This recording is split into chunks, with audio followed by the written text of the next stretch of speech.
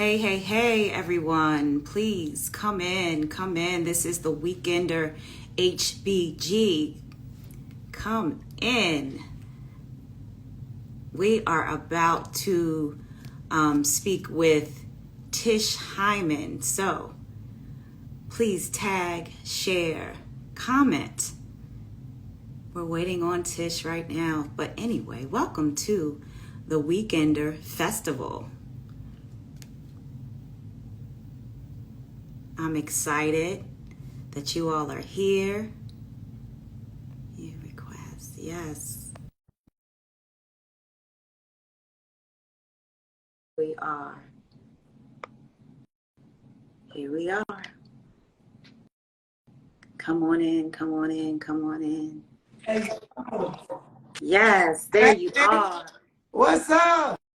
How are you? I'm fantastic. How you doing? I am awesome. I'm so glad that we finally got connected. Yes. So, you know what? I think your camera is turned sideways. Oh, hold on. Let me fix this. Okay. Hold on. So, all right. Let me see. So, turn that shit. Yes, All right. there it is. There it is. Hello, hello, beautiful. Hello. How you doing, darling? I am so awesome. Thank you for joining the Weekender, for sharing your time with us and your talents with us. So tell us, we're going to get started, but I'm going to give you a little intro, give our listeners a little intro. You started off as a songwriter and a featured vocalist on some R&B albums. Is that correct? Yes, absolutely. I started off writing songs. I moved to LA to write songs and pursue that. And, I just decided in the middle of that, you know what, I'd rather just be in front of the mic and letting people hear my voice, and I had something to say. So I just decided to kind of sidestep with the songwriting and focus on releasing my own music. And then after that, I winded up getting on so many different amazing artist projects like Diddy and Fabulous, Ty Dolla $ign, Alicia Keys, her, many others, Guap Dad 4000, Earth Gang, just so many amazing artists that I get to collaborate with because I decided to do that. Awesome. That's awesome for you. And I know there's another fun fact about you. You were a battle rapper as well, correct? Yeah, that was my favorite pastime. I used to battle rap all the time, and I enjoyed the adrenaline I got from that. And I'm from the Bronx, so in the Bronx, that's just the natural thing to do. Exactly. So let's get into the conversation. The Weekender is a special event that's specifically for the Harrisburg community, and of course, we invite the surrounding cities to be a part of the event. So how has community impacted you in your journey?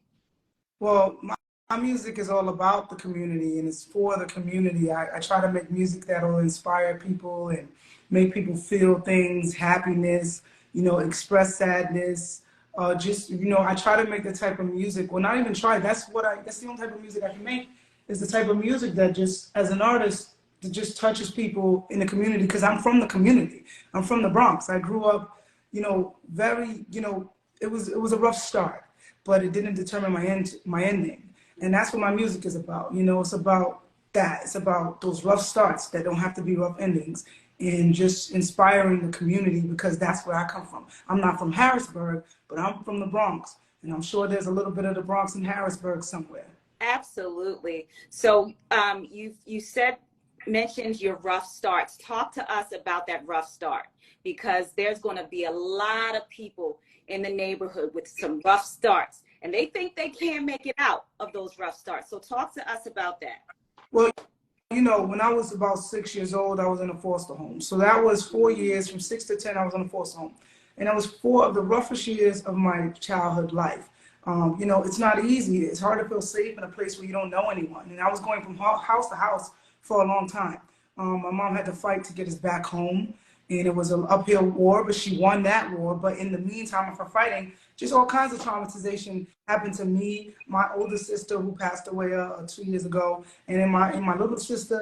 We all got affected in a lot of ways by being in foster homes. And as a kid, without having my father, just being in that situation, it made me feel less like my life, like, I don't know, something about it took away from that. I never was a really happy child. You know, when I came home, I came home when I was 10. You know, my aunt died from AIDS a year before. So, you know, it was just like I come home, my mom is, you know, just getting readjusted to having us home. She grew up how she grew up. So her, you know, tough love. And she did what she could with what she knew. We're talking drugs everywhere, drug addicts everywhere, you know, just all kinds of just different things. And, you know, a lot of that would make me feel potentially like, I don't remember all of it, but like I had nothing to live for, or like I was coming from such dirty circumstance that I couldn't be anything, you know. And I moved to a new neighborhood when I was about 12. My mom moved us to a new neighborhood, and these kids had 2 parents in the house. This wasn't a wealthy neighborhood. It was just a little bit better than the neighborhood I was at. More Hispanic people than just Black people, because Spanish people started coming in a lot around that time. So anyway, so you know, I go to a new block, and now I'm the bad kid. You know, I'm the one that comes from even worse. It was just crazy. So that allowed me to feel, you know, that made me feel a little bit worthless at times. And like, you know, my mom, she did what she could, but it wasn't an easy time growing up in her house. You know, my siblings, everything. You know, I talk a lot about that on my first project, Dedicated To, because I wanted people to feel that and understand that those are the circumstances I come from, so that they would know that if they come from similar circumstances, or maybe even worse, when you listen to the project, you're like, maybe she had it worse. I don't know. Right. But they would understand that doesn't have to dictate your whole entire life. Exactly. One thing I told myself when I was a kid, I was like, I'm little now, but when I get big, I'm going to give myself the life that I always wanted. And that's what I did. I was always working from 16. I got jobs. You know, I was always on my shit. So, you know, that's my goal, is to show people that side. But if you listen to Dedicated To, there's a song specifically called Let's Be Honest, where I tell my whole story, you know, from, you know, doing drugs to fucking with gangs to fucking, you know, not having a dad, foster kid, all of that stuff that I went through. I talk about that on the first album a lot. So, you know, y'all should check that out. Yeah. Check it out. Check it out. Check it out. Tell us where they can check that out at. Oh, you can check that out on any DSP, Apple Music, Spotify, SoundCloud. It's called Dedicated To. And the whole album is called Dedicated To because it's dedicated to anyone who is from a poor neighborhood, or anyone who has disadvantages that feel like they can't make it above. It's dedicated to you because it's dedicated to me. I used to feel that way. And, you know, it's hard to, it's easy to feel that way when you're surrounded by people who think that they feel that way. You know.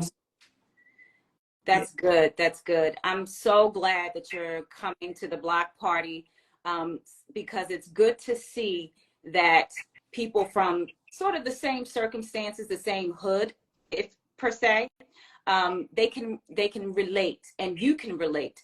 So what can they expect from you at the block party? What kind of performance? How are you going to lay it down? So my performance at the block party, like I said, my music is all about life, and it's a lot of stuff that I have to say. So it's gonna be like a conversation. You know what I'm saying? We're gonna talk.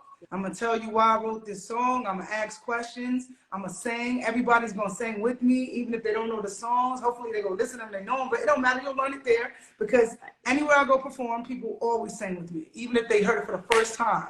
So I'm not worried about that.